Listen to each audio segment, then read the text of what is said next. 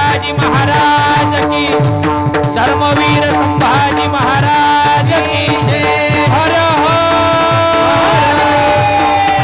हर विठाला विठाला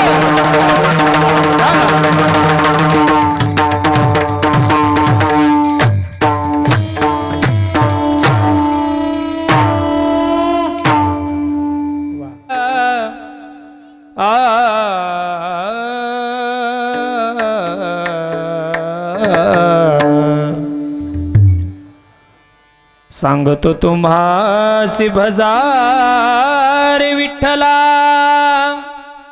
नाही तरी गेला जन्म वाया, करिता बरोबरी दुरावसी दुरी, भवाची ये पुरे वाहावसे, काही न लगे एक भावची कारण, तुका मने आन विठोबाची, करिता बरोबरी दुरावसी दुरी, भवाची ये पुरे वाहावसे। विठाल विठाल विठाल विठाल विठाल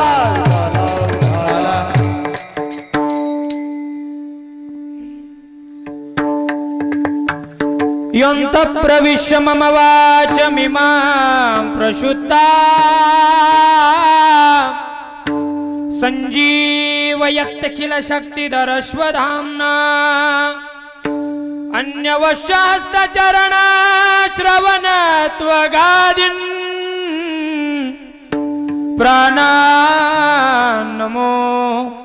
भगवते पुरुषाय तुभ्यम्, समचरण सरोज सांद्र नीला बुधाभं,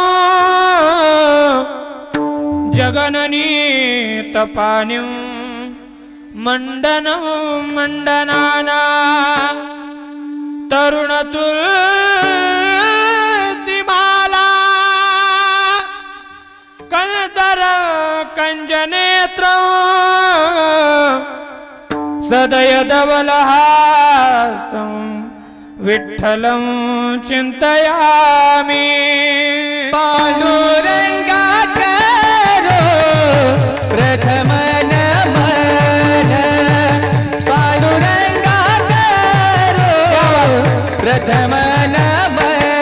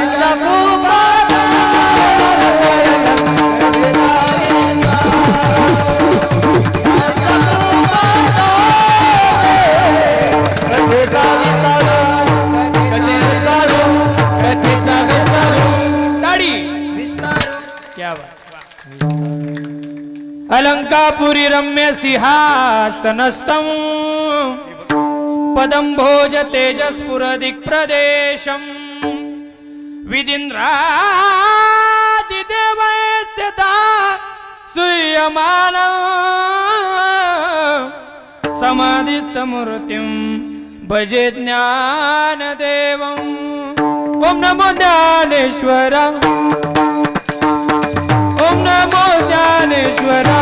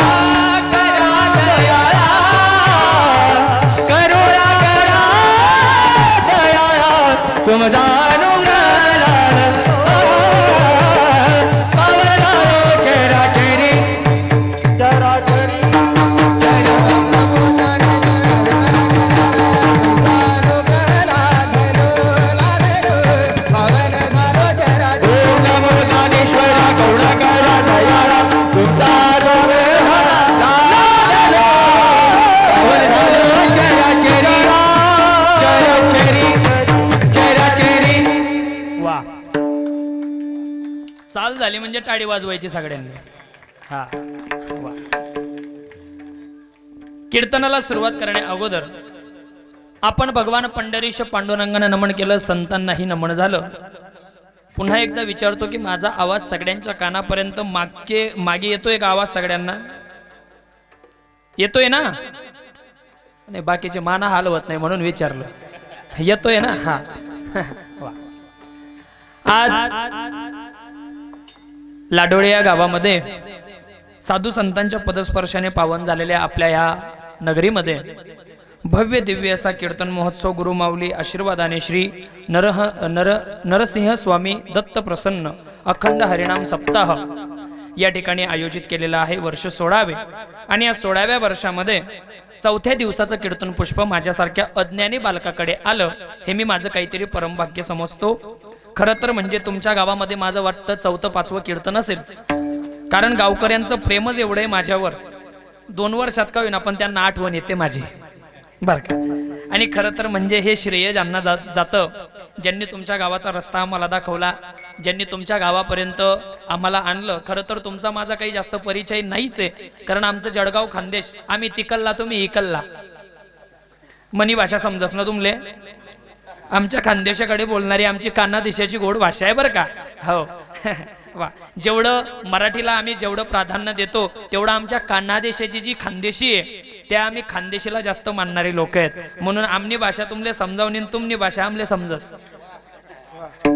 सगळ्यांना कळतं ना माझं बोलणं? आईराणी सगळ्यांना कळते, पण ते बोलायला जमत नाही बरं का. हा असू द्या, काही हरकत नाही.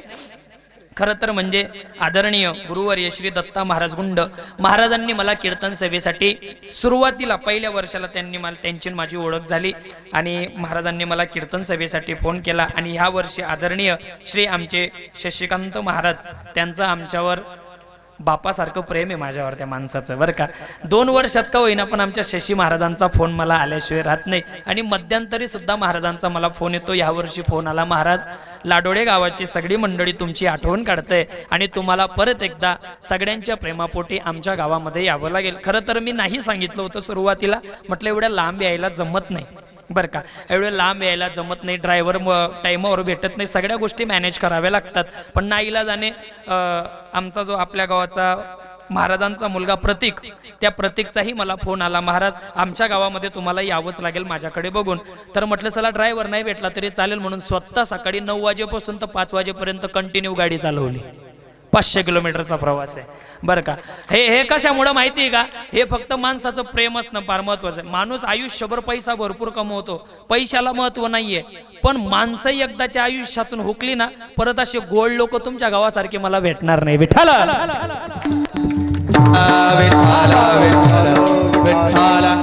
आणि त्याच प्रकारे या कार्यक्रमाला लाभणारं सौंदर्य एककी करणारा कार्यक्रम महाराष्ट्रातील दिग्गज कलाकार या ठिकाणी उपस्थित आहेत.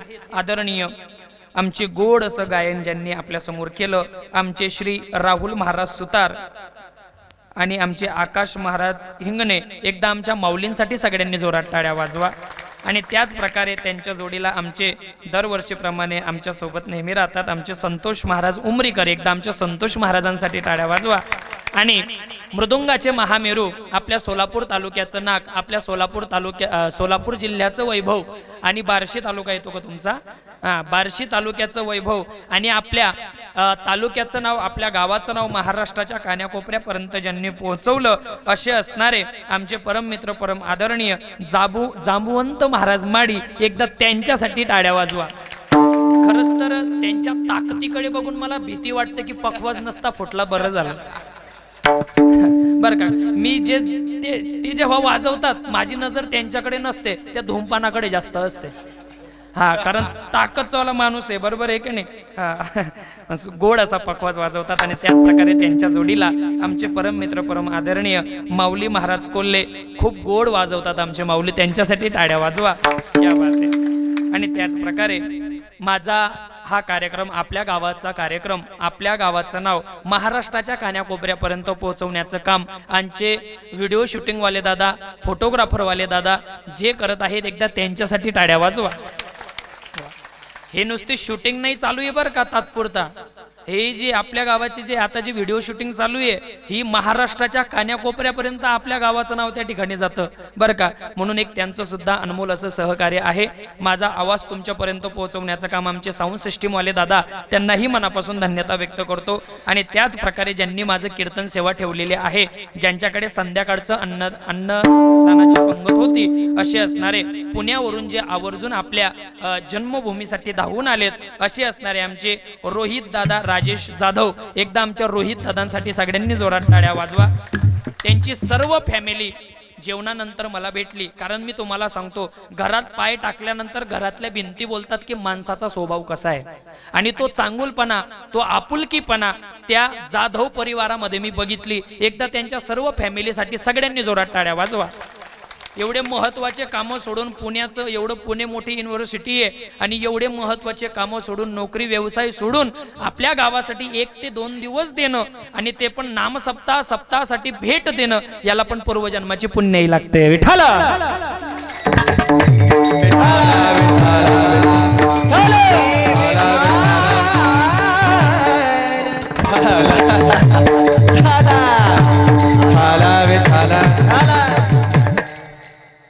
लक्ष द्या. कीर्तनाला सुरुवात करण्या अगोदर माझा स्वभाव आहे, मी स्वतःला कीर्तनकार म्हणूनच घेतो, हे मान्य आहे मला. पण मी एक समाज प्रबोधनाचं काम कीर्तनाच्या माध्यमातून करतो आणि हिंदू धर्माचं काम या कीर्तनाच्या माध्यमातून करतो. कारण का माहिती आहे का, कीर्तनामध्ये छत्रपती शिवाजी महाराजांचे विचार, हिंदू धर्माचे विचार, हिंदू धर्मामध्ये चालू असणाऱ्या घडामोडी या कीर्तनात बसलेल्या लहान लेकरांना कळालं पाहिजे, म्हणजे त्यांना हिंदू धर्म समजेल. आणि जर त्यांना हिंदू धर्म समजला तर अजून याच्यापेक्षा मोठे मोठे कार्यक्रम आपल्या गावामध्ये होतील. कारण आता जी ही येणारी पिढी आहे, या पिढीला सप्ताह म्हणजे काय, हिंदू धर्मात होणारे कार्यक्रम म्हणजे काय, याची व्याख्या त्या पोरांना कळालं पाहिजे. बरोबर आहे की नाही. म्हणून ज्यांच्या हातात बांगड्या नाही त्यांनी हात वरती करा, आणि ज्यांच्या हातात बांगड्या असतील त्यांनी हात खालीच ठेवा. वा वा, ठेवा 11:30 पर्यंत, नका टेन्शन घेऊ. सगळ्यांनी जल्लोषाने आवाज काढायचा आहे. आवाज ऐसे निकालो कि साला पाकिस्तान हिल जाना चाहिए. आवाज ऐसे निकालो कि जो हमारे भीतर कुछ जिहादी, जे जिहादी लपलेले असतील त्या जिहाद्यांच्या कानापर्यंत आपला मराठ्यांचा, हिंदूंचा आवाज गेला पाहिजे. सगळ्यांनी जल्लोषाने बोलायचं. क्षत्रिय कुलावतंश सिंहासनाधीश्वर राजाधिराज महाराज श्रीमंत श्री छत्रपती शिवाजी महाराज की, छत्रपती शिवाजी महाराज की, धर्मवीर संभाजी महाराज की. हर हर हर हर हिंदू धर्म की, भारत माता की, गौ माता की. करा. बऱ्याच लोकांनी जय म्हटलं नाही, पण असू द्या, काही हरकत नाहीये. बरेच लोकांना आम्हाला विचारतात, सागर महाराज तुम्ही महाराष्ट्रभर कीर्तन करतात, पण तुम्ही अगोदर हिंदुत्वाचा मुद्दा कीर्तनामध्ये का घेतात? कारण काळाची गरज आहे, म्हणून मी हिंदुत्वाचा मुद्दा हा कीर्तनामध्ये मांडतो. आणि सुरुवातीला एक शेवटचे 10 मिनिटं मी सांगत असतो, लक्ष देऊन ऐका. एका गावामध्ये एकाने आपल्या हिंदूंनीच मला विचारलं, राहणारा हिंदू होता, बोलणारा हिंदू होता, जातीनं मराठा होता. त्याने मला प्रश्न केला, सागर महाराज तुम्ही सुरुवातीला शिवाजी महाराजांबद्दल का बोलतात आणि काय केलं तुमच्या छत्रपती शिवाजी महाराजांनी या महाराष्ट्रासाठी? मी माझ्या भाषेत, माझ्या बुद्धीप्रमाणे सांगण्याचा प्रयत्न करतो. जर आज छत्रपती शिवाजी महाराज राहिले नसते तर आज माझ्या आया बहिणींच्या कपाळी कुंकू राहिला नसतं. आज जर छत्रपती शिवाजी महाराज राहिले नसते, माझ्या डोक्यावर भगवा फेटा राहिला नसता. आज जर छत्रपती शिवाजी महाराज राहिले नसते, वारकरी संप्रदाय म्हणजे काय आपल्या लोकांना कळालं नसतं. आज जर छत्रपती शिवाजी महाराज राहिले नसते तर महाराष्ट्रात एकही मंदिर राहिलं नसतं. आणि जर छत्रपती शिवाजी महाराज राहिले नसते, भजन कीर्तन सप्ताह म्हणजे काय आपल्या हिंदू लोकांना कळालं नसतं. सांगतो मी तुम्हाला. तुम्ही म्हणाल महाराज याला पुरावा द्या, सांगतो. ज्या वेळेस आदिलशहानं दरबार भरवलेला होता आणि अफजल खान नावाचा 32 दाताचा बोकड जेव्हा छत्रपती शिवाजी महाराजांना मारण्यासाठी निघालेला, तेव्हा अफजल खानाचं पहिलं टार्गेट होतं की महाराष्ट्रामध्ये जेवढे हिंदू राहतात महाराष्ट्रामध्ये जेवढे मराठा राहतात त्या सगळ्या हिंदूंचे मंदिरं फोडायची आणि त्या मंदिरातला देव फोडायचा. आता मला सांगा, हिंदूंची मंदिरं फुटली असती, हिंदूंचे देवस्थान फुटले असते, तर आपण देव कुणाला म्हटलं असतं? आपण सप्ताह केला असता का? नाही. पण हे माझ्या छत्रपती शिवाजी महाराजांनी होऊ दिलं नाही. कारण मी तुम्हाला सांगेल, किसी के पेट में से सांप पैदा होता था, किसी के पेट में से पाप पैदा होता है, लेकिन जिजाऊ ऐसी मात यारो जिनके पेट में से बापों का बाप शिवाजी पैदा होता है, इसलिए हम महाराष्ट्र में जिंदा है. म्हणून मी सांगतो, एकच राजा इथे जन्मला शिवनेरी किल्ल्यावर,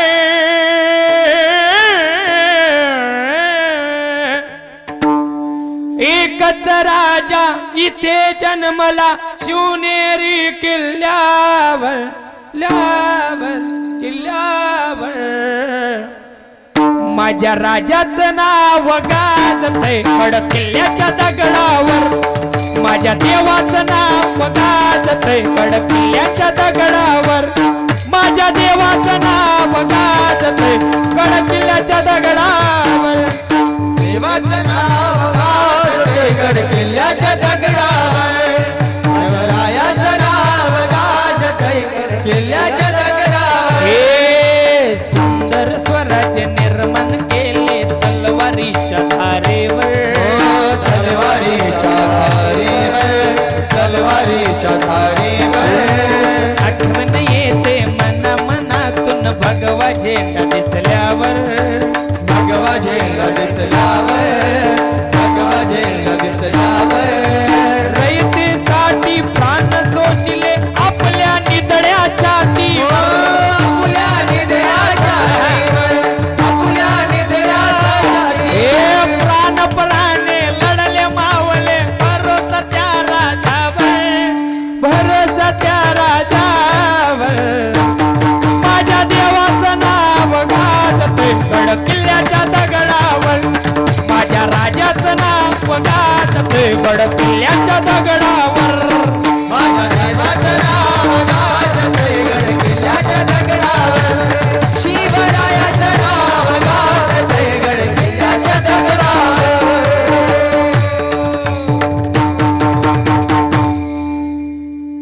कसे होते माझे छत्रपती शिवाजी महाराज? बाप, ज्याप्रमाणे एका देवाला एखाद्या संतांना उपाधी द्यावी, त्याच प्रकारे माझ्या छत्रपती शिवाजी महाराजांना सुद्धा मी देवाची उपाधी देतो बरं का. एवढी मनामध्ये माझ्या राजांविषयी जागा आहे. म्हणून तुम्हाला सांगेल, एका कविकाराने म्हटलं होतं, शहाजीचा वाड काळाचा काळ, शहाजीचा वाड काळाचा काळ, शिवनेरीवर जन्मला शिवन, बांधलय तोरण तोरणाला शिवन, बांधलय तोरण तोरणाला शिवन.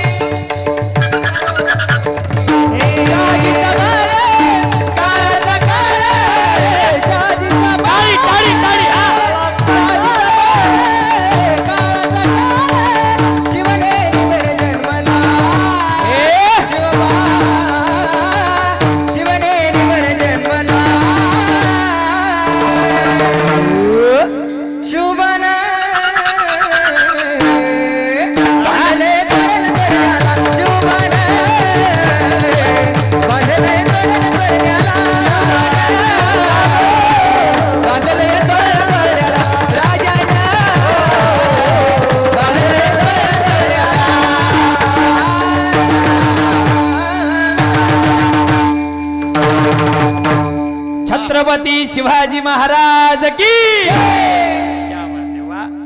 छत्रपती शिवरायांबद्दल सगळ्यांनी आदर्श बाळगा. जमलं तर शेवटी जाता जाता अजून 2-5 मिनिटं महाराजांबद्दल मी बोलेल. वेळ राहिला तर अगोदरच वेळ झालेला आहे बरं का. कारण हा भंग पण सोडवणं फार महत्वाचं असतं. नाहीतर तुम्ही 2 तास मला महाराजांवर बोलायला लावलं तरी मला अपूर्ण आहेत. असो, प्रस्तुत प्राप्त प्रसंगी प्राप्तस्थळी चिंतन रूपी सेवेकरता निवडलेला अभंग याची यावत भूतलावावर जन्माला आलेल्या जडजीवांचा उद्धार करण्याकरिता आपला देह अखंड असे जिजवणारे वितराग संपन्न महाराष्ट्रभूषण पंचमवेद निर्माते हिंदू हृदय सम्राट छत्रपती शिवाजी महाराज यांचे धर्मगुरू जगद्गुरू तुकोबाराय यांचा सगळ्यांचा परिचयातला अत्यंत सोपा सरळ पचेल रुचेल 3 चरणाचा अभंग मी सेवेसाठी निवडलेला आहे। या अभंगावर मला यथामती अवकाश जशी सेवा जमेल तशी सेवा करण्याचा प्रयत्न करतो आणि कीर्तनाला सुरुवात। विठ्ठल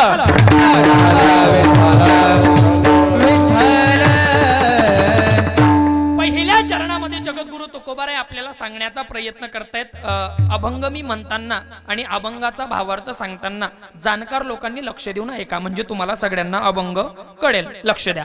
पहिल्या चरणामध्ये महाराज म्हणतात, सांगतो तो मासे बजारे विठ्ठला। बरं, या एका ओळीमध्ये मी तुम्हाला भरपूर सांगण्याचा प्रयत्न करतो। जगद्गुरू तुकोबारायांनी जेव्हा हा अभंग लिहिला तेव्हा जगद्गुरू तुकोबारायांच्या मुखामध्ये कोणत्या देवाचं नाव आलं? मी आताच बोलून गेलो, बोला ना। बरोबर, जगाच्या पाठीवर भजण्यालायक एवढे देव आहेत, माणसं कमी पडतील एवढे लोकांनी देव काढले बर का, एवढे देव आहेत। पण जगद्गुरू तुकोबारायांच्या मुखामध्ये कोणत्या देवाचं नाव आलं?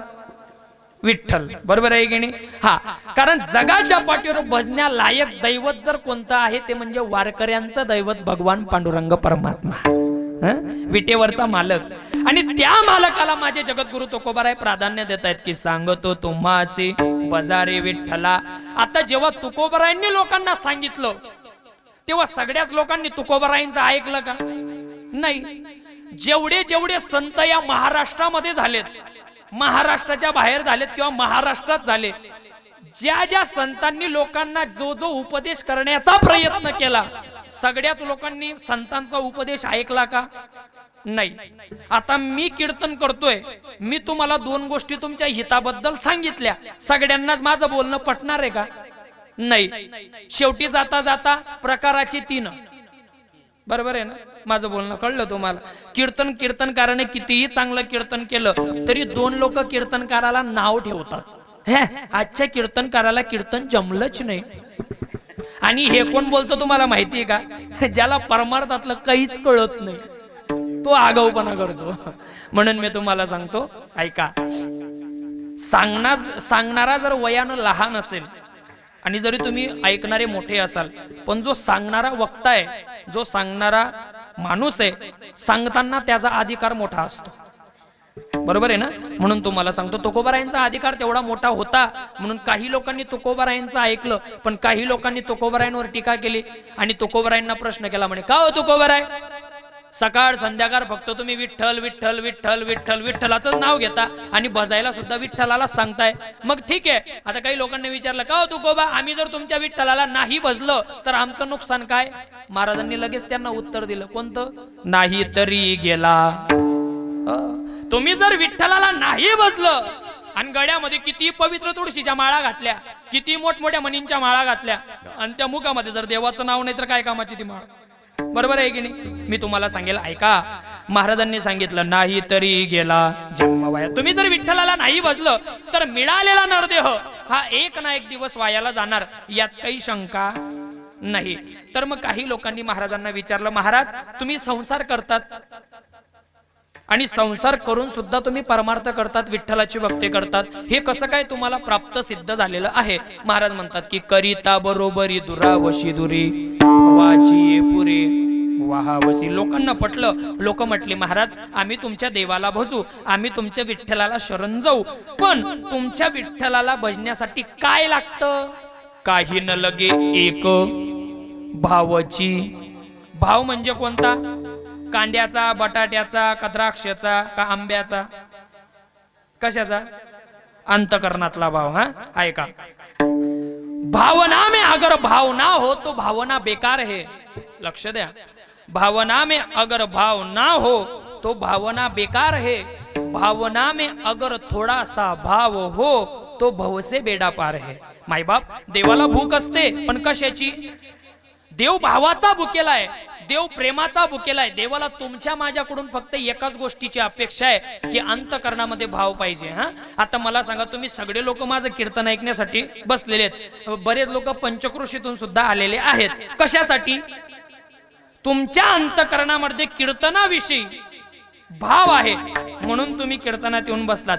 छत्रपती शिवाजी महाराजांच्या सेनेमध्ये जेवढे मावळे होते, सगळ्या मावळ्यांना राजांनी पगार दिली होती का? एकही मावळ्याला पगार नव्हती. मग तुम्ही म्हणाल महाराज पगारी नव्हते तर मावळे रात्रंदिवस राजांसाठी कसं युद्ध करायचे? करायचे ना. कारण का? त्यांच्या अंतकरणामध्ये राजांविषयी काय होता? भाव. माणसाचं बोलणं चांगलं असलं पाहिजे महाराज, माणसाचं बोलणं चांगलं असलं पाहिजे. आपलं बोलणं कसं असलं पाहिजे माहितीये का? आपण बोलायला लागलो खालून लोकांनी दगड मारले पाहिजे. बरोबर आहे ना? अजिबात नाही. बरं, आपण बोलायला लागलो तर लोकांनी नुसतं ऐकत राहिलं पाहिजे. एवढा मवाळपणा आपल्या बोलण्यामध्ये असला पाहिजे. साच आणि मवाळ, मिथुले आणि रसाळ, शब्द जैसे कल्लोळ अमृताचे. ऐका, माणसाचं बोलणं कसं असलं पाहिजे मी तुम्हाला सांगतो. आपण बोलायला लागलो लोकांनी नुसतं ऐकत राहिलं पाहिजे. एवढा मवाळपणा, एवढं गोड बोलणं आपलं असलं पाहिजे. बघा, जसा चातक पक्षी पावसाच्या थेंबा थेंबाची वाट बघत असतो, तसं लोकांनी आपल्या बोलण्याची वाट बघितली पाहिजे.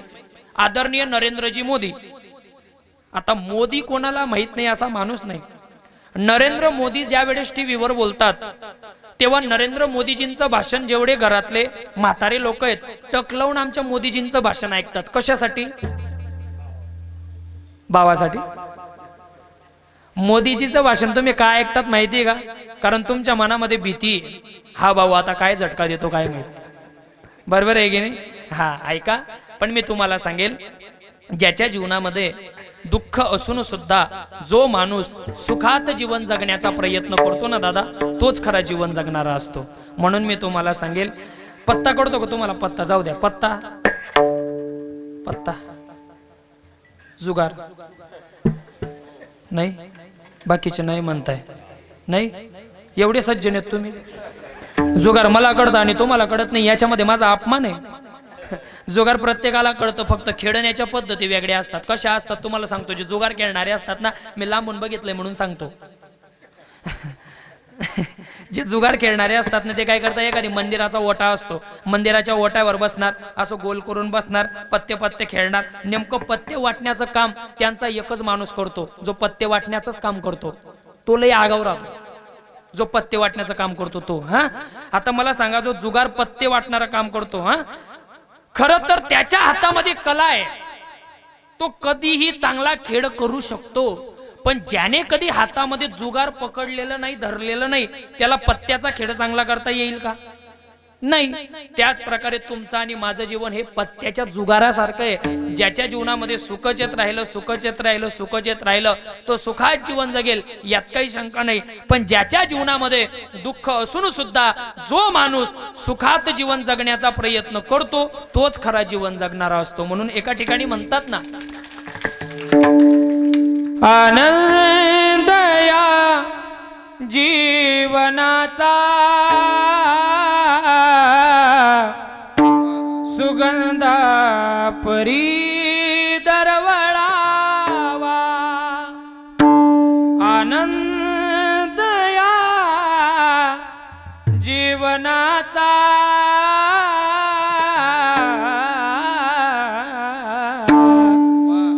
सुगंधा परी दरवळावा. पाव्यातला सूर जैसा ओटातून ओघळावा. आनंद या जीवनाचा सुगंधा परी दरवळावा. सुगंधा परी दरवळावा. मायबाप, आपल्या जीवनाचा आनंद हा सुगंधासारखा दरवळला पाहिजे. एवढं माणसाने चांगलं जीवन जगावं. मला सांगा, चंदनाचं झाड बोरीच्या झाडाजवळ लावलं, बाबा कोणत्या झाडाचा सुगंध नाकापर्यंत येतो? चंदनाचा. मग आपण त्या प्रकारे चंदन होण्याचा प्रयत्न करायचा. तुम्ही आम्ही सर्वजण देवाच्या मंदिरामध्ये जातो. आता मला सांगा, देव आपल्या अंतकरणातला भाव बघतो का आपल्या अंगावरचे कपडे पाहतो? भाव पाहतो. बरेच लोक मंदिरामध्ये जातात, इस्त्रीचे कपडे घातल्याशिवाय मंदिरात जात नाही. 4 व्हीलर 2 व्हीलर जोपर्यंत मंदिराच्या प्रांगणात लावत नाही तोपर्यंत त्याचं मन भरत नाही. आता मला सांगा, देवाला तुमच्या अंगावर किती महागडे कपडे आहेत, देवाला तुमच्या कपड्यांची गरज नाहीये. तुम्ही देवाच्या मंदिरामध्ये जातात, तुमच्या जवळ किती महागडी 4 व्हीलर आहे 2 व्हीलर आहे, देव कधीच तुमची गाडी 4 व्हीलर बघत नाही. तुम्ही ज्या वेळेस देवाला नैवेद्य दाखवायला जातात महिला मंडळ, त्यावेळेस तुमच्या हातामध्ये ताट सोन्याचं आहे का चांदीचं, देव कधीच तुमच्या हातातलं ताट बघणार नाही.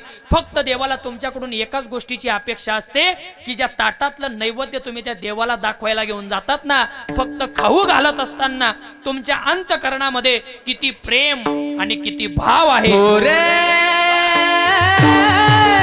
प्रेमाचा भुकेला थोर प्रेमाचा भुकेला थोर प्रेमाचा भुकेला थोर प्रेमाचा भुकेला हाची दुष्काळ तयाला हाची दुष्काळ तयाला थोर प्रेमाचा भुकेला थोर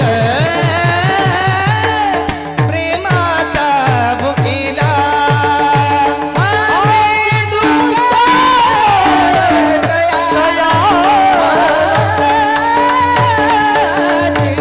दुष्काळ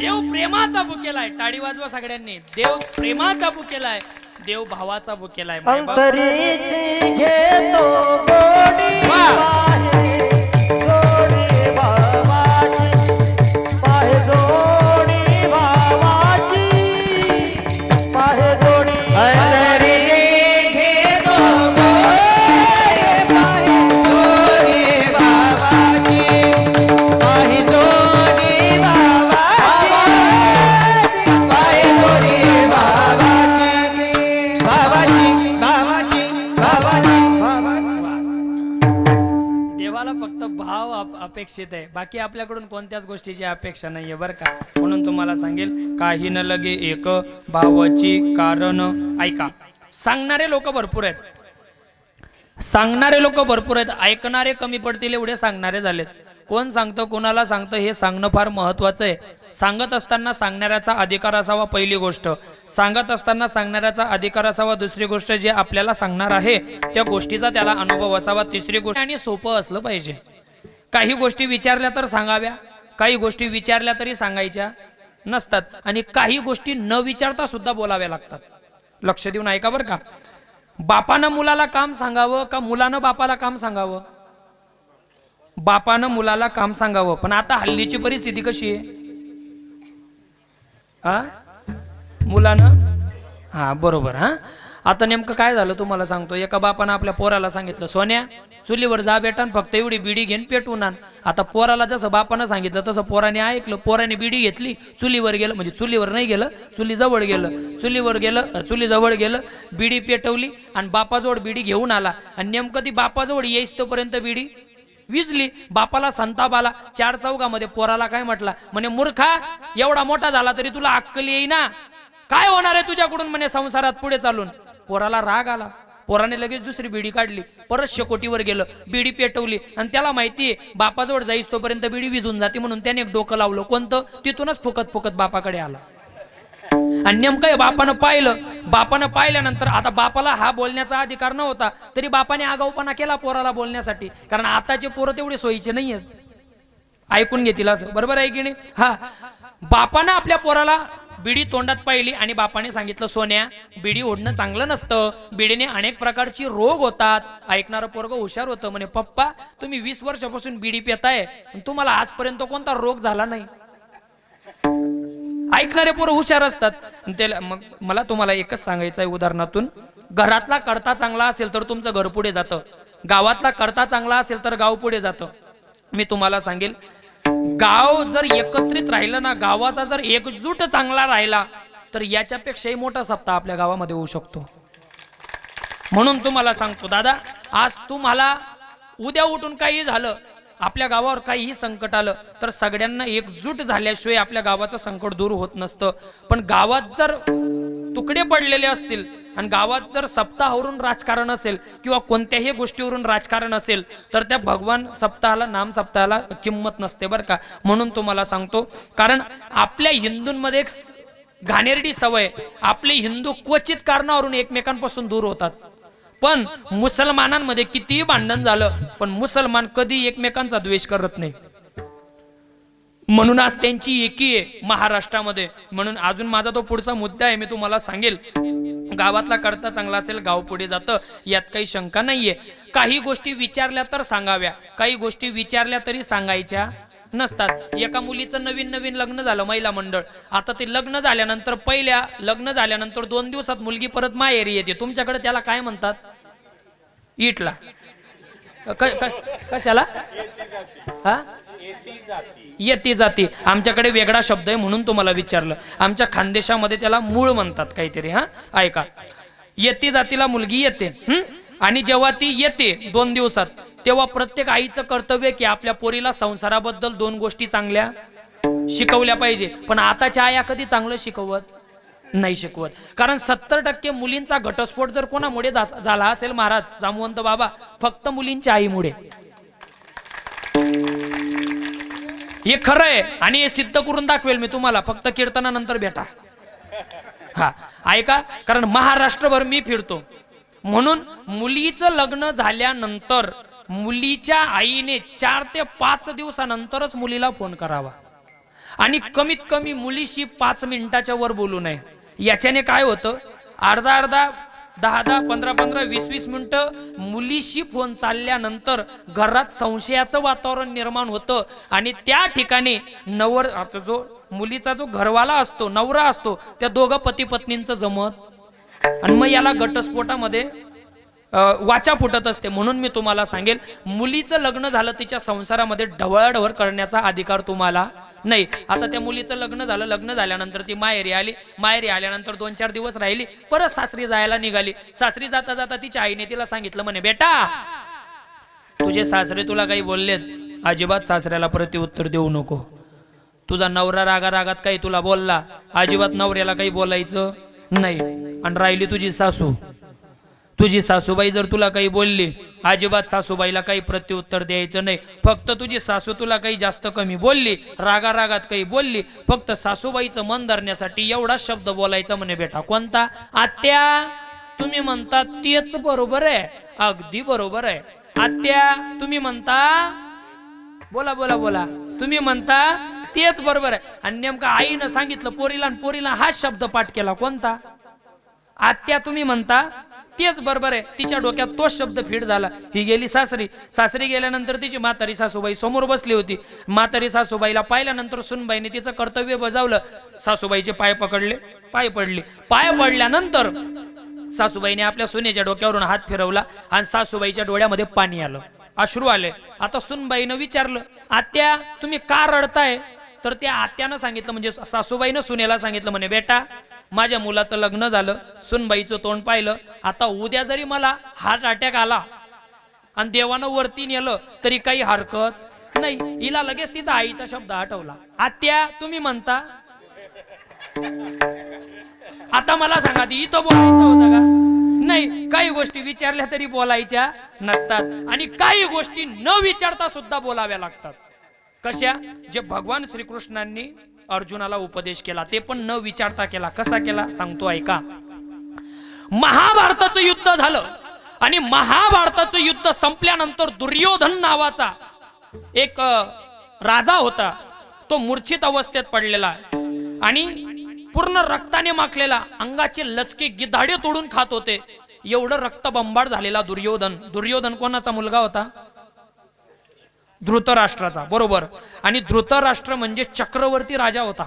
चक्रवर्ती राजाच्या पोटाला जन्माला आलेला हा दुर्योधन मूर्छित अवस्थेत पडलेला असताना मरताना खूप त्याच्या जीवाचे हाल झाले आणि अंगाचे लसके गिधाडो तोडून खात होते, एवढी त्याची विकट अवस्था झाली. पण शेवटी जेव्हा तो धरणीवर पडला तेव्हा त्याचा जवळचा मित्र त्याची मदत करण्यासाठी धावला. त्याचं नाव नाही, अश्वत्थामा. बरोबर, कारण कर्ण तर युद्धामध्ये गेला होता. शेवटी मरताना अश्वत्थामा आला होता. अश्वत्थामा आला आणि दुर्योधनाची सगळी अवस्था त्याने बघितली आणि दुर्योधनाची अवस्था बघितल्यानंतर अश्वत्थामा काय म्हटला दुर्योधनाला, म्हणे मित्रा, एवढ्या ऐश्वर्यात राहणारा तू, एवढ्या सोन्या चांदीत खेळणारा तू, चक्रवर्ती राजाचा मुलगा तू, आणि तुझी मरता मरता अशी अवस्था झाली. जाऊ दे, तुला शेवटी जाता जाता मरण चांगलं यावं याच्याकरिता मी तुझ्यासाठी काय करू. तेवढ्यात दुर्योधनाच्या तोंडून शब्द बाहेर पडला, म्हणे मित्रा, तुझ्यापेक्षा मोठमोठे विद्वान येऊन गेलेत, त्यांच्याकडून काही झालं नाही माझ्यासाठी, तू काय करणार. म्हणे कोण कोण आलेत. म्हणे भीष्म पितामहा, कृपाचार्य आणि द्रोणाचार्य, मोठे मोठे आलेत, त्यांच्याकडून काही झालं नाही आणि तू माझ्यासाठी काय करणार आहे. तेवढ्यात अश्वत्थामा म्हटला, म्हणे मित्रा, मला एकदा सांगून तर बघ, मी काही दिवस तुझ्या संगतीत होतो, मी तुझं मीठ खाल्लेलं आहे. म्हणतात ना, ज्याचं खावं मीठ त्याची वाट लावावी नीट. असंच आहे ना, असं नाहीये. ज्याचं खावं मीठ त्याचं काम करावं. हा, अश्वत्थामाने सांगितलं, मित्रा, मी तुझं मीठ खाल्लेलं आहे, तुझ्या मिठाची मला जाणीव आहे, तुला जाता जाता मरण चांगलं यावं याच्याकरिता मी तुझ्यासाठी काय करू शकतो. तेवढ्यात दुर्योधन म्हणतोय, म्हणे मित्रा, माझ्यासाठी काही करायचं असेल तर एकच कर. माझे भाऊ 100 होते, त्याच्यातला एक सुद्धा वाचला नाही, या गोष्टीचं मला दुःख नाहीये. पण माझ्या भावांना ज्या पांडवांनी मारलं ते फक्त 5च होते आणि त्या 5 एक सुद्धा मेला नाही, या गोष्टीचं मला दुःख आहे. जर तुला वाटत असेल की माझ्यासाठी काहीतरी करावं, 5 पांडवांपैकी फक्त एकाला जरी तू मारून माझ्या समोर हजेरी केलं ना तरी मी आनंदाने जीव सोडल. आता मला सांगा, अश्वत्थामाने लगेच मित्राचं मन धरलं. तू मला एकाचं मुंडकं सांगतो, 5च्या 5 कापून तुझ्या समोर हजेरी करतो. आता काही गोष्टी बोलायला सोप्या असतात, करायला अवघड जातात. आणि नेमकं अश्वत्थामाची फसगत तीच झाली. अश्वत्थामाने मित्राला शपथ दिली, 5चे 5 पांडव मारून मी तुझ्या समोर हजेरी करतो. मध्यरात्रीचा टाइम होता, पटकन पांडवांना मारण्यासाठी निघाला. कोण? अश्वत्थामा. आणि ज्या जंगलामध्ये अश्वत्थामा गेला, त्या जंगलामध्ये गेल्यानंतर अश्वत्थामाला झोप यायला लागली. आणि झोप येण्यासाठी मग त्याने काय केलं की 1.5-2 तास आराम करू एखाद्या झाडाखाली, नंतर सकाळी सकाळी पांडवांना मारण्यासाठी निघू. मग त्याने आराम करण्यासाठी, झोपण्यासाठी एक वडाचं झाड निवडलं. कशाचं? वडाचं. त्या वडाच्या झाडाखाली अश्वत्थामा झोपला आणि त्या वडाच्या झाडावर उलूक नावाचा पक्षी बसलेला होता. उलूक म्हणजे, बोला बोला, उलूक म्हणजे घुबड. बरोबर, घुबडीला रात्रीचं चांगलं दिसतं. कोणाला? घुबडीला. घुबडीला दिवसभर काही समजत नाही, पण रात्रीची घुबड जागृत होते. बरोबर आहे ना? हा, पण रात्रीचे काही कावडे झोपलेले असतात.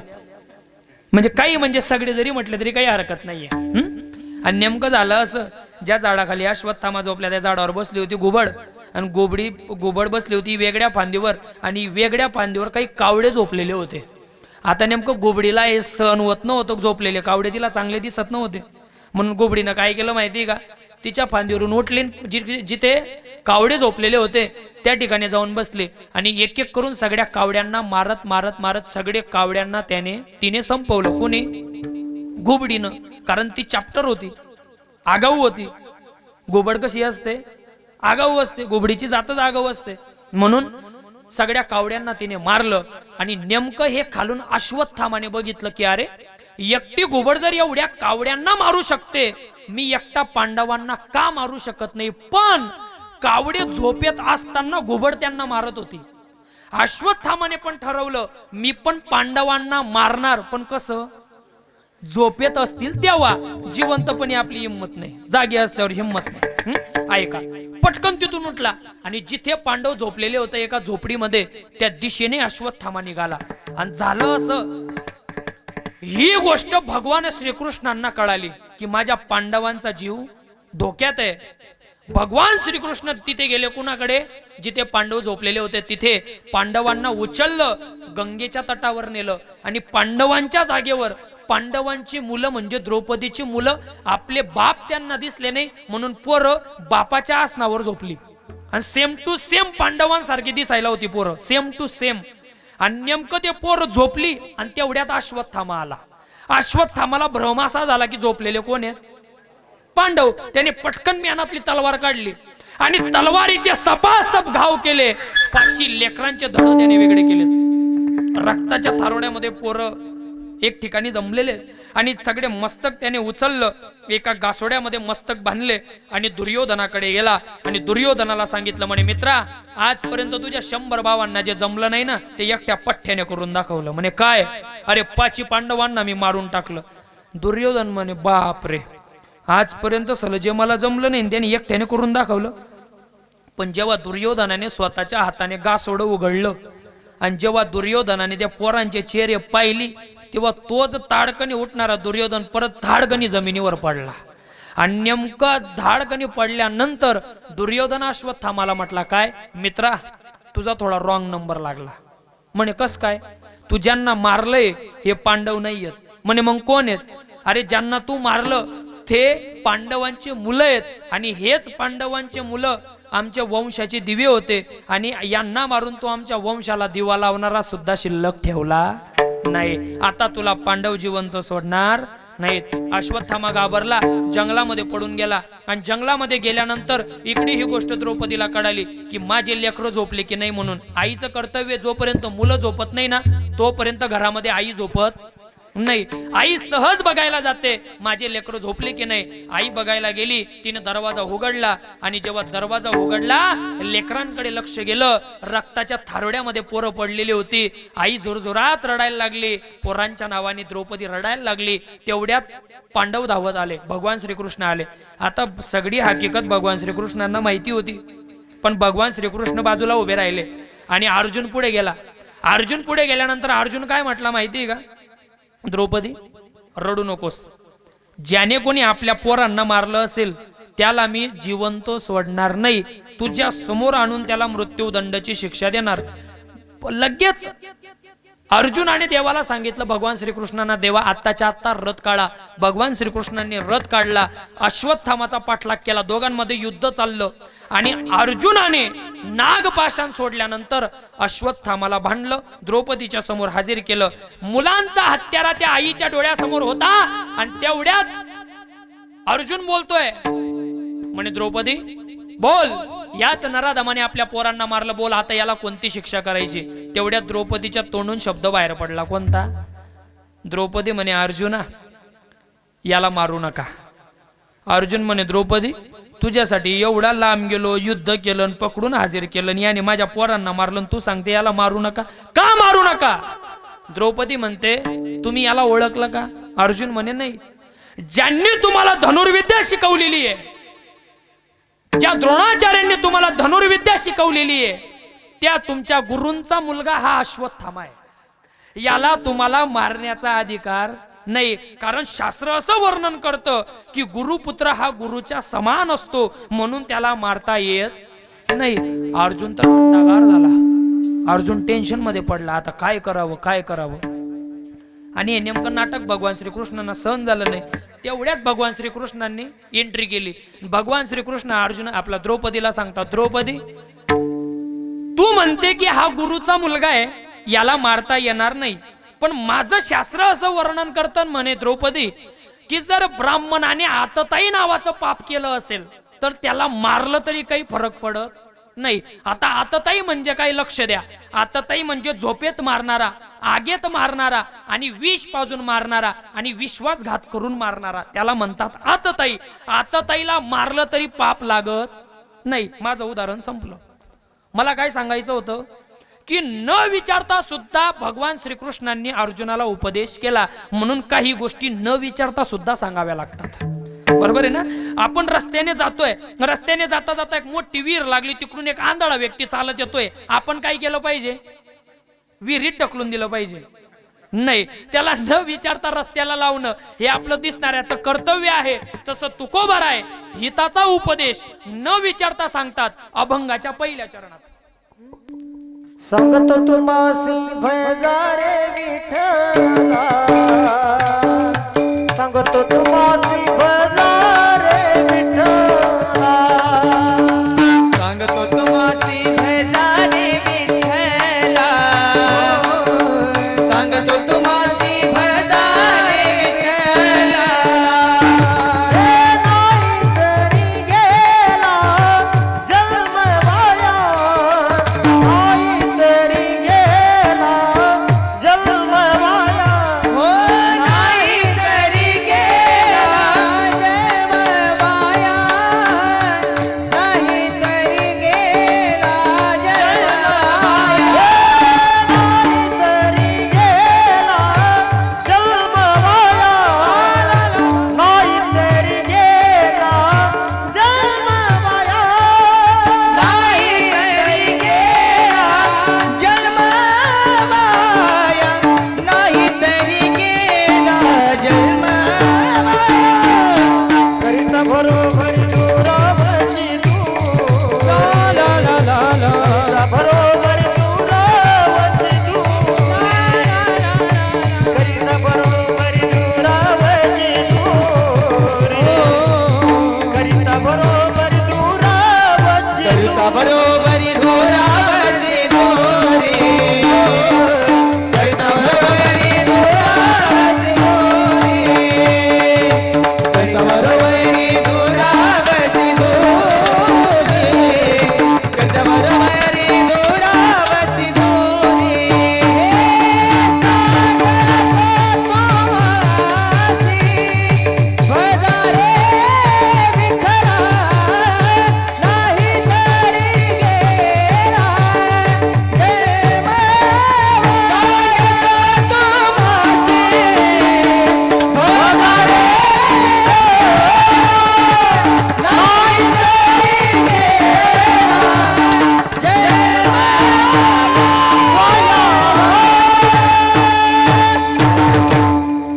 टाळी वाजवा, टाळी वाजवा. त्यावा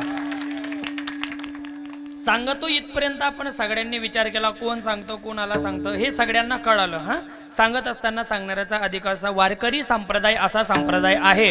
वारकरी संप्रदायामध्ये कोणत्याही जाती धर्माला वागणूक वेगळी दिली जात. सखडासी येथे आहे अधिकार, कलियुगी उद्धार. हो, वयानं लहान असेल तो पण देवाचं नाव घेऊ शकतो, मोठा असेल तो पण देवाचं नाव घेऊ शकतो. ज्याच्याकडे 50 एकर जमीन आहे तो पण देवाचं नाव घेऊ शकतो. ज्याच्याकडे 10 एकर जमीन आहे तो पण देवाचं नाव घेऊ शकतो. ज्याला 50,000 रुपये महिना आहे तो पण देवाचं नाव घेऊ शकतो. ज्याला 10-20 हजार रुपये महिना आहे तो पण देवाचं नाव घेऊ शकतो. ज्याच्याकडे मतदान कार्ड आहे तो पण देवाचं नाव घेऊ शकतो. ज्याच्याकडे BPLचं कार्ड आहे तो पण देवाचं नाव घेऊ शकतो. ज्याच्याकडे 10 एकर जमीन आहे तो पण देवाचं नाव घेऊ शकतो. ज्याच्याकडे 50 एकर जमीन आहे तो पण देवाचं नाव घेऊ शकतो. ज्याचं लग्न झालं तो पण देवाचं नाव घेऊ शकतो. ज्याचं जमून मोडलं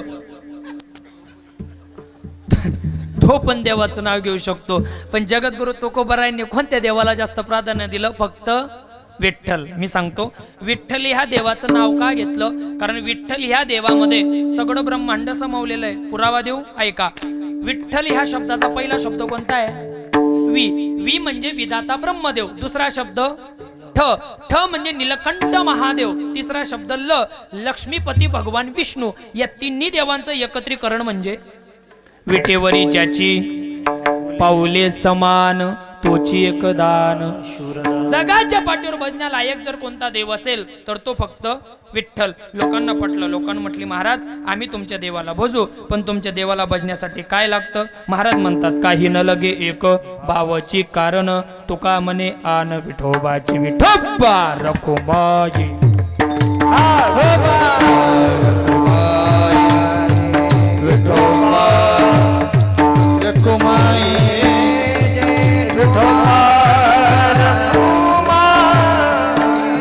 हरी जय जय, हरी जय जय विठोबा रखो हरी जय जय, हरी जय जय विठोबा.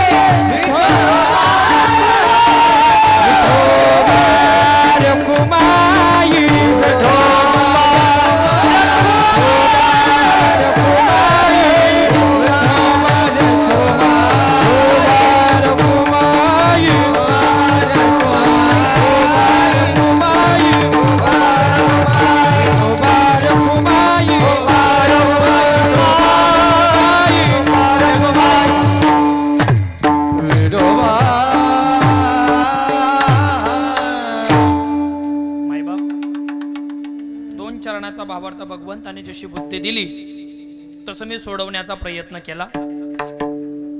सगळ्यांनी छान पद्धतीने विठोबा रुक्मिणी भजनही केलं. सगळ्यांना मनापासून धन्यता व्यक्त करतो.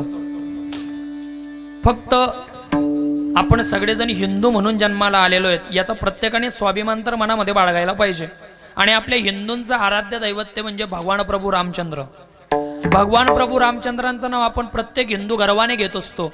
म्हणून आज कीर्तनामध्ये पण माझ्या रामाचं नाव घ्यायचं, कारण कळालं पाहिजे त्या जिहाद्या हरामखोरांना की हिंदूंचं एकी काय असते, हिंदूंच्या रामामध्ये सुद्धा किती ताकद आहे कळालं पाहिजे. या व्हिडिओने या सगळ्या महाराष्ट्रावर कळालं पाहिजे त्यांना की आपल्या हिंदूंमध्ये सुद्धा एकता आहे. समाचं भजन सगळ्यांनी करायचंय. जर कोणाला जागेवर नाचायची इच्छा झाली तर नाचू शकतात बरं का महिला मंडळ. अजिबात लाजायचं नाही. जो कीर्तनात नाचला त्याच्यासारखा भाग्यवान कोणीच नाहीये. आणि जो लग्नात नाचला समजून घ्या. सगळ्यांनी हात वरती करा आणि 2 मिनिटं भजनामध्ये दंग होऊन सगळ्यांनी गोड भजन करायचंय.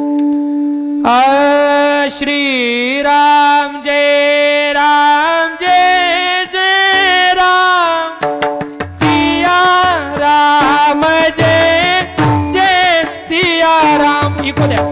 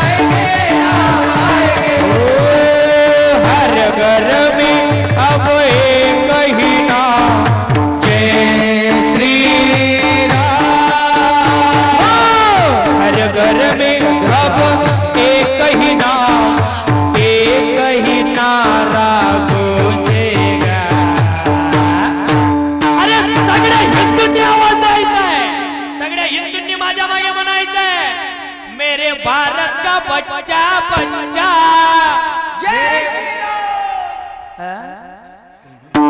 सगळ्यांनी म्हणायचंय जय श्रीराम बोलेगा, सगळ्यांनी बोलायचंय मेरे भारत का बच्चा बच्चा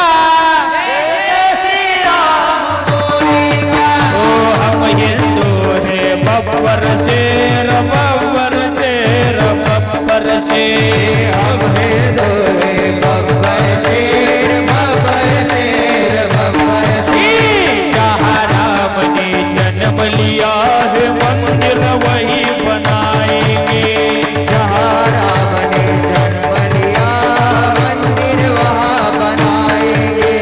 राम नाम का पी के प्याला जय श्री राम, राम नाम का पी के प्याला नाम की धुन में डोलेगा। जय श्री राम, जय श्री राम। मेरे भारत का बच्चा बच्चा जय जय श्री राम बोलेगा। मेरे भारत का बच्चा बच्चा जय जय श्री राम बोलेगा। मेरे भारत का बच्चा बच्चा जय जय श्री राम बोलेगा। मेरे भारत का बच्चा बच्चा जय जय श्री राम बोलेगा। मेरे भारत का बच्चा बच्चा जय जय श्री राम बोलेगा। मेरे भारत का बच्चा बच्चा जय जय श्री राम बोलेगा। भगवान प्रभु रामचंद्र भगवान की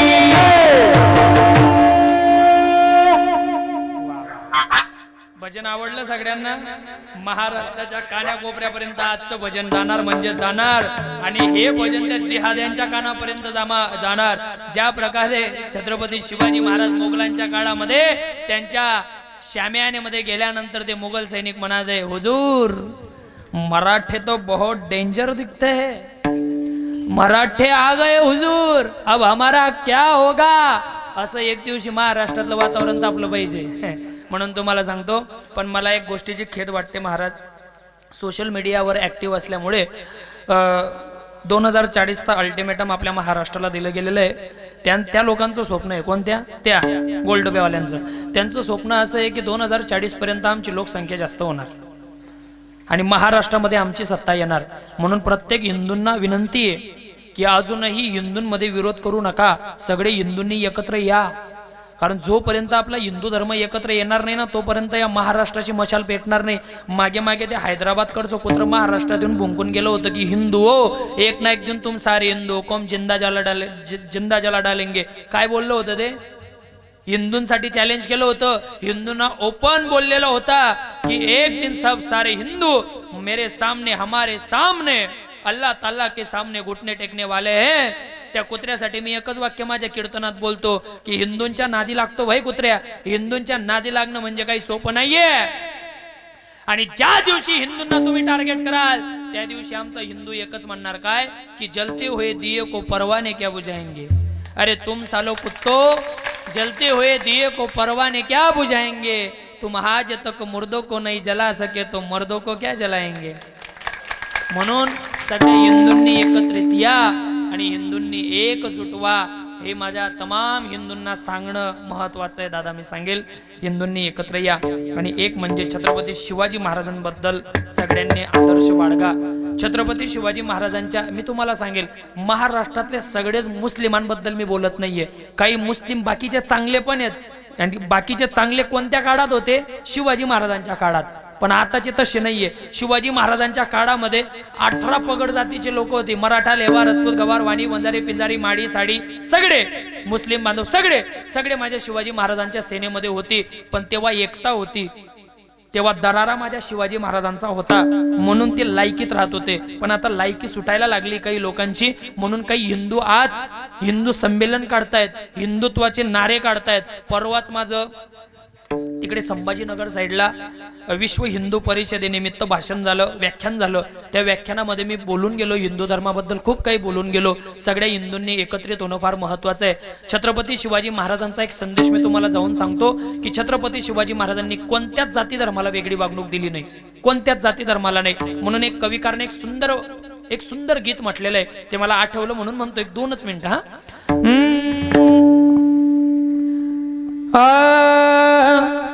कष्ट केले तर माझ्या राजाने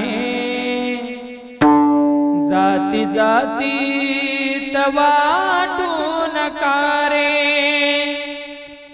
कष्ट केले तर माझ्या शिवबाने जाती जाती वाटू नका रे कष्ट केले तर माझ्या राजाने जाती जाती वाटू नका रे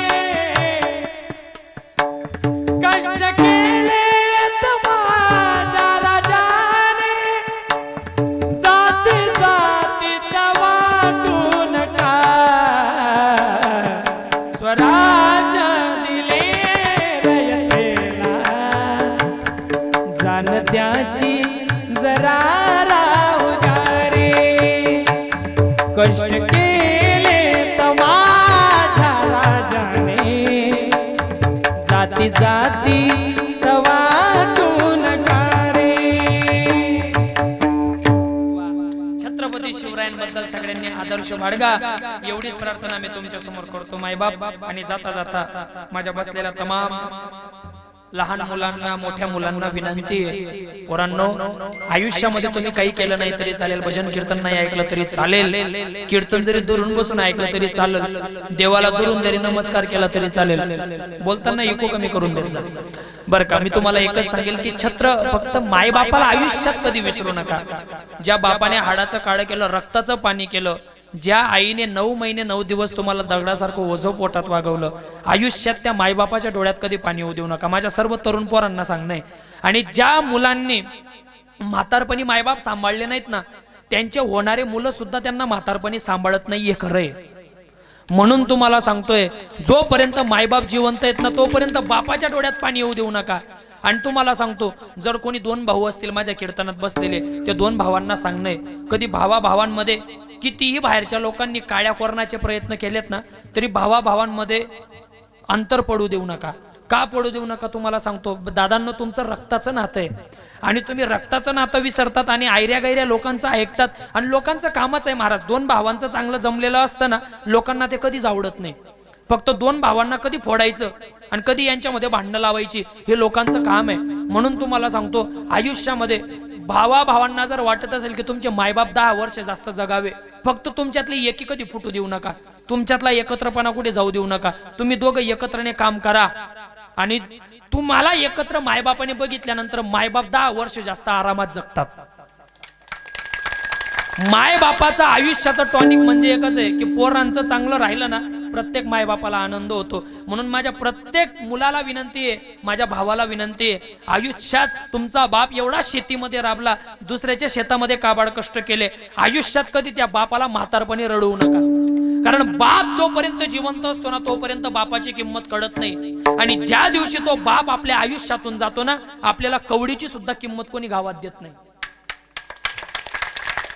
अरे भाग्यवान आहेत आपण ज्यांना बाप आहे अरे ज्या पोरांना बाप नाही ना त्या पोरांना फक्त विचारा की बाप नसल्याचं दुःख त्यांच्या आयुष्यात काय असतं आज मी कीर्तनाला येताना 500 किलोमीटर गाडी चालवली पण कमीत कमी माझ्या बापाचे मला 50 फोन आलेत महाराज 50 फोन माझ्या बापाचे आलेत का आलेत कारण प्रेम आहे आपल्या बापाचा आपल्यावर आणि कधी येतो मी तुम्हाला सांगतो ज्या वेळेस बाप नावाचा फोन आपल्या मोबाईलवर येतो ना बापाचा नुसता नंबर जरी पाहिला ना पोराने नंबर की नाही मला बापाचा फोन येतोय काहीतरी काम असेल माझ्या पप्पांचं बाबांचं नुसता बाप नावाचा नंबर पाहिला ना तरी आपण आनंदात आणि खुश राहिलं पाहिजे अरे पण ज्या पोरं ज्यांच्या आयुष्यात बाप नाहीये आणि जेव्हा ते बाप नावाच्या फोनाची वाट बघतात ना त्यांना विचारा बाप नसण्याचं दुःख आयुष्यामध्ये काय असतं म्हणून तुम्हाला सांगेल की जोपर्यंत बाप जिवंत आहे ना तोपर्यंत कधीच बापाच्या शब्दाबाहेर कोणतंच काम करू नका कारण कोणताच बाप असा आयुष्यात नाहीये की मुलाचा वाईट विचार करतो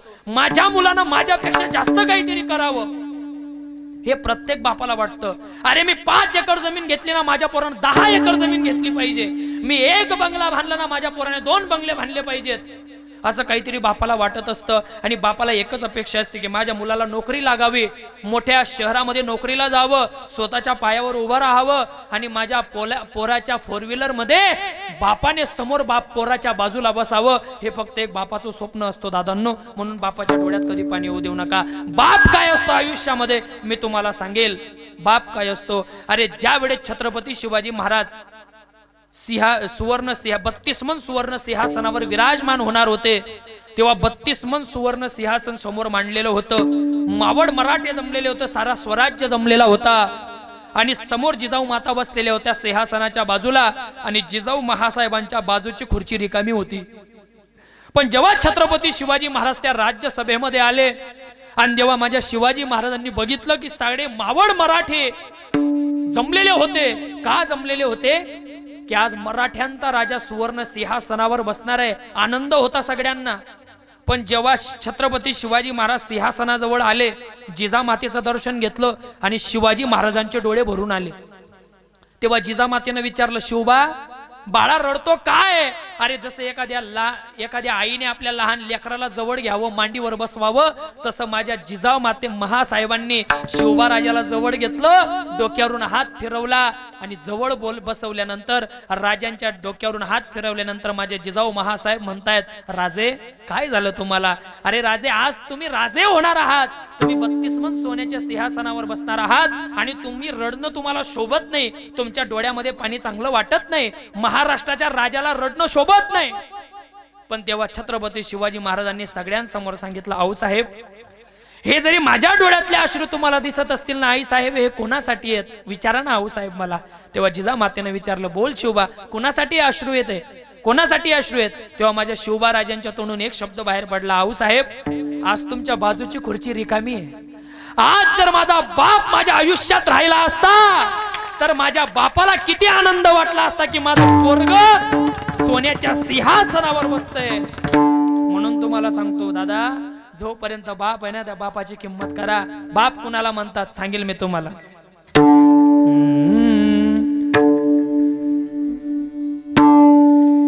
अंगुरा मंदी माया त्याच्या काळ्या मेघावानी, उरा मंदी माया त्याच्या काळ्या मेघावानी, दाखविना कधी कुणा डोळ्यातल पाणी, जिजू जिजू संसाराचा गाडा हाकला, वटा मंदी हसू जरी कना वाकला, घडीभर तो थांब जरा ऐक त्याची धापर, लई अवघड आहे गड्या उमगाया वापर, उमगाया वापर, लई अवघड आहे गड्या उमगाया वापर, उमगाया वापर. बाप म्हणून त्या बापाच्या डोळ्यात कधी पाणी होऊ देऊ नका. आयुष्यात बाप कधी रडला असेल मी तुम्हाला सांगतो. एक म्हणजे ज्या दिवशी पोरानं धक्के मारून बापाला घराबाहेर काढलं ना त्या दिवशी एक दिवशी बाप रडला. आणि एक दिवशी बाप रडला कोणत्या दिवशी? जेव्हा त्याचा काळजाचा तुकडा दुसऱ्याच्या घरी जातो ना, जेव्हा मुलीचं लग्न होतं ना, तेव्हा आयुष्यात बाप कधी रडला नसतो ताई, कधीच रडत नाही बाप. आता मागच्या वर्षी माझ्या चुलत बहिणीचं लग्न झालं, माझ्या काकांना मी रडताना पाहिलं नाही, कधी नाही हो, कधी नाही. पण ज्या दिवशी त्याची कुणाचंच ऐकणार नाही, पहिल्या गाडीनं आपल्या बापाला भेटायला येते आणि बापाला बघितल्या घट्ट मिठी मारते, तिला मुलगी म्हणतात. अरे जेव्हा कन्यादान करायला बाप बसतो ना मुलीच्या समोर, तेव्हा त्या बापाला विचारा की मुलगी जाण्याचं दुःख काय असतो आयुष्यात. त्या बापाला विचारा. ज्या दिवशी बाप आपल्या मुलीचा हात एखाद्या परक्या माणसाच्या हातामध्ये देतो, सहज देतो का बाप हात? नाही.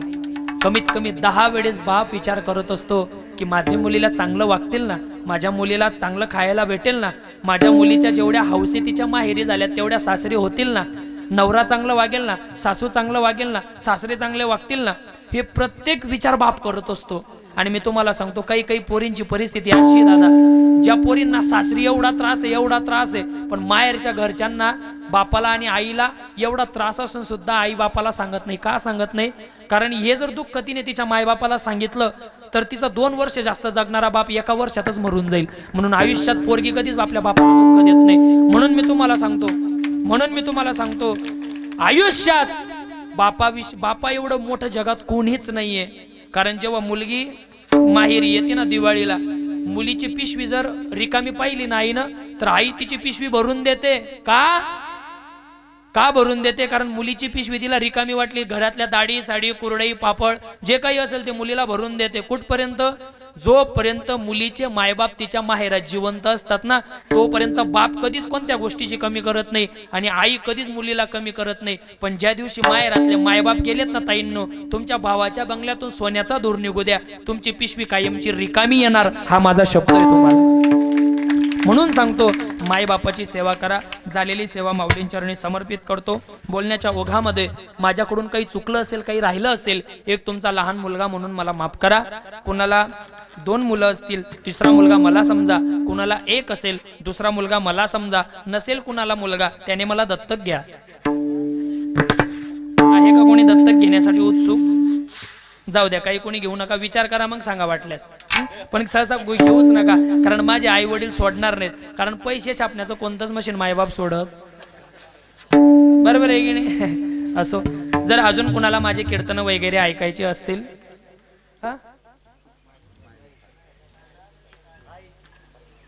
आईची कविता म्हणायची.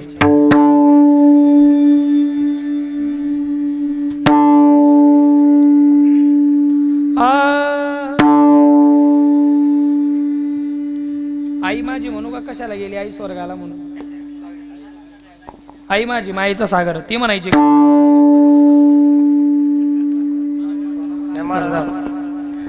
तुम्ही गायलेली म्हणा महाराज. कशाला गेली आई तू स्वर्गाला, कोण वागेल तुझ्या या बाळाला. कशाला गेली आई तू स्वर्गाला, कोण वागेल तुझ्या या बाळाला. 9 महिने 9 दिवसाची वारी कशी तू केली, संकट तुझं लाले असतील पदराला बांधून नेली. सोडून गेली तुझ्या या लाडक्याला, कोण वागेल तुझ्या या बाळाला. कशाला गेली आई तू स्वर्गाला, कोण वागेल तुझ्या या बाळाला. कविकार म्हणतात,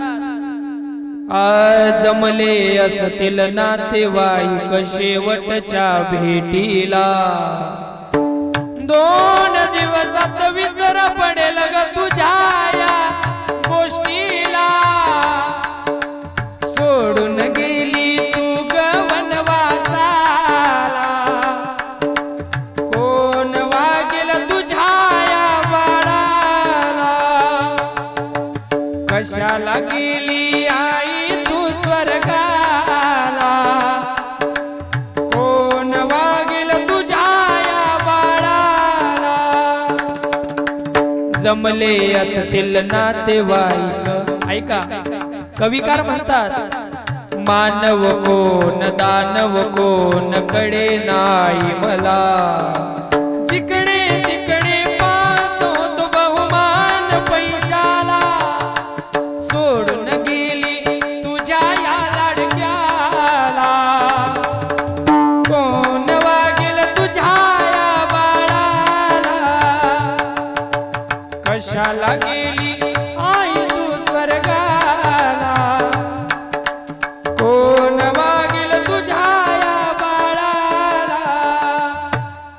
स्वामी तिने जगाचा आई विना भिकारी आईची माया या जगाला कधीच कळली नाही, सोडून गेली तुझ्या या लाडक्याला, कोण वागेल तुझ्या या बाळाला, कशाला गेली आई तू स्वर्गाला, कोण वागेल तुझ्या या बाळाला. आई बाप माफ करा, दररोज कीर्तन चालू आहेत, आवाज बसला होता म्हणून खालच्या स्वरात म्हणावे लागले. हा असो. नामाचा गजर, नामाचा गजर या चॅनलला सगळ्यांनी अवश्य बघा, सगळ्यांनी सबस्क्राईब करा, लाईक करा, शेअर करा आणि आपल्या गावाचं नाव महाराष्ट्राच्या कान्याकोपऱ्यापर्यंत. दादांचं नाव काय? आमचे कृष्णा दादा, त्यांच्यासाठी परत एकदा सगळ्यांनी टाळ्या वाजवा.